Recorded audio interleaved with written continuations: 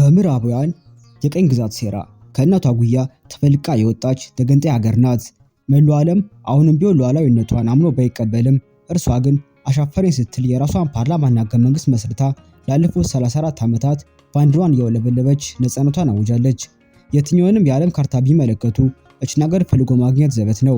ይህ የሆነው እንደ ሲሸልስ ካፌ ወደቀ ጥሬ ስለምታክል እንዳይመስሎ፣ ይልቁንስ አሁንም ቢሆን ውሎ ያለየ ተገንጣይ ሀገር በመሆኗ ነው። ዛሬ እጃችሁ የምጓዘው ከኛ ሀገር ኢትዮጵያ ጋር ከክልል ስለምትባባለው አፍሪካዊት ሀገር ሶማሊላንድ ነው። ሶማሊላንድ የአስገራሚ ባህል ወግና ስርዓት ድምር ውጤት ናት። ሙሉ ቪዲዮን ከተመለከቱ በኋላ ስለዚህ የሩቅ ዘመዳችን ያሉት አመለካከት ፍጹም ይቀየራል። ሶማሊላንድን የረገጡ በርካታ ጎብኚዎች ትዝብትና ግርምትን ይዘው ወደ መጡበት ተመልሰዋል። እኛም ከትዝብቱ ባህር ጨልፈን እንቀምስ ዘንድ እዚች ሀገር ተገኝተናል። ሶማሊላንድ ሀርጌሳ። ወደዚች ሀገር ሲገቡ በመጀመሪያ የሚመለከቱት ይህንን ነው። በየመንገድ ዳር ታስሮ የተቆለሉ የብር ክምሮች። በዚች ሀገር እንደዚህ መሰሉ ተግባር ፍጹም የተለመደ ነው። አብዛኛው ግለሰብ ልክ በዚህ መንገድ የተለያዩ ሀገራትን ገንዘብ በመያዝ ሲመነዝር ይውላል። በዚች ሀገር ላይ ያለው የባንኪንግ ኢንዱስትሪ እጅጉን የተዳከመና አንድ ሐሙስ የቀረው በመሆኑ እነኚህ ግለሰቦች የባንኮችን ስራ ወስደው ይሰራሉ። ስለዚህ በዚች ሀገር በሚኖሩት ቆይታ የባንክ ቤት እንደጅ የሚረግጡት ምናልባት ገንዘብ ለማስቀመጥ ብቻ ይሆናል ማለት ነው። የሶማሊላንድ የመገበያያ ገንዘብ ሽልንግ ይሰኛል። የሀገሪቱ መንግስት በከፍተኛ ሁኔታ እያተመ ወደ ገበያ የሚረጨው ይህ ገንዘብ የመግዛት አቅሙ እጅጉን የተዳከመ ነው። 571 የሶማሊላንድ ሽልንግ የ1 አሜሪካ ዶላር እኩሌታ ነው። እንደዚህ ተከምሮ የምታዩት ደግሞ ከ$100 ጋር እኩል ነው። በዚህ የማይገኝ የመገበያያ ገንዘብ የለም።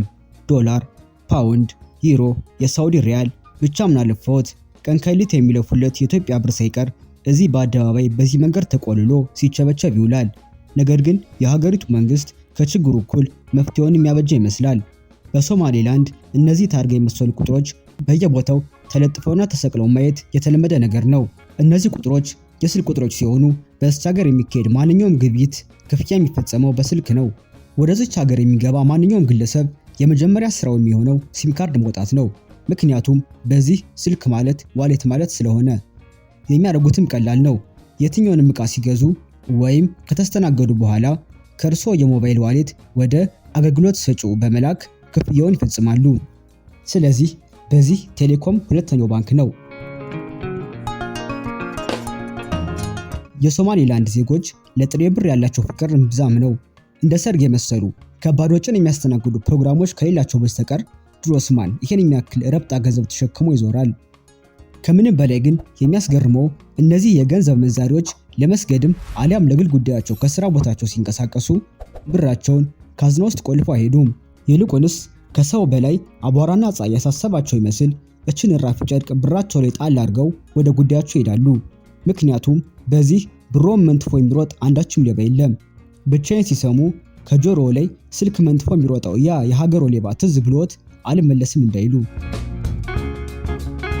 አብዛኛው የውጭ ሀገራት ዜጎቻቸው ይህችን ሀገር እንዲረግጡ ፈጽሞ አይፈልጉም። በመቀጠል ቁርስ እየበላን የሆድ ወዳችንን እናወጋ ዘንድ ወደድን። ለዚህም በዚህ ቤት ተገኝተናል። በሶማሊላንድ አንድ ባህል አለ። ወደ ማንኛውም ሰው ቤት ሲሄዱ የግቢ በር የቆፈቆፉ ክፈቱልኝ አይሉም። ይልቁንስ መሬቱን ይቃኙ። ከዛም ያገኙትን ጠጠር ወደ ቤቱ ጣራ ሽቅብ ይወርውሩ። አለቀ። በዚህ ያሰባሰበን የሶማሊላንድ ተወዳጅና የሁል ጊዜ ቁርስ የሆነው ምግብ ነው። እነርሱ ፓንኬክ ሲሉ ይጠሩታል። አሰራሩም ፍጹም ቀላል ነው። በመጀመሪያ ቂጣውን በዚህ መንገድ ያሰናዱ።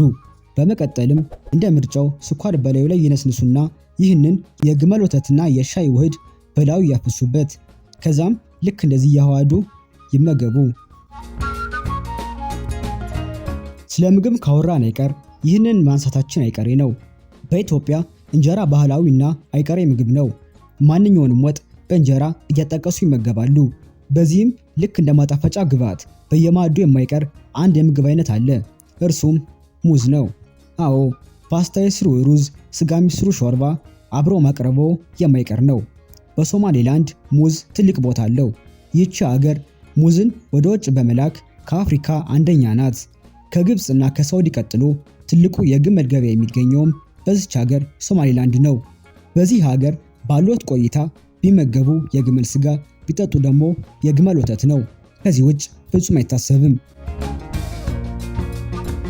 በዚህ ገበያ ከ200 እስከ 1500 የአሜሪካን ዶላር ድረስ የሚያወጡ ግመሎች ይገኛሉ። ከምንም በላይ ግን ግብይቱን የሚፈጽሙበት መንገድ ቀልብን ይገዛል።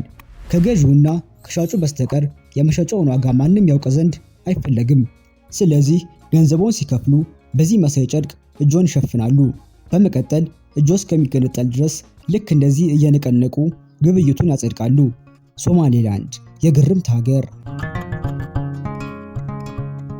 ከድሮም ቢሆን ካለ ኢትዮጵያ የሚወላት አይመስልም። ምክንያቱም ለዚች ሀገር ቡና በገፍ የምታቀርበው የኛው ሀገር ስለሆነች። ቡና ብቻም አይደለም፣ ጫትም ቢሆን እየላከች የምታነቃቃቸው የኛው ሀገር ኢትዮጵያ ናት። በዚህ ጫት ሲበዛ ተፈላጊ ነው። በተለይ ከአጋር ሀገሯ የመን ፈልሶ የመጡ እነዚህ ሰዎች የኢትዮጵያን ጫት ቁጥር 1 ተጠቃሚ ናቸው።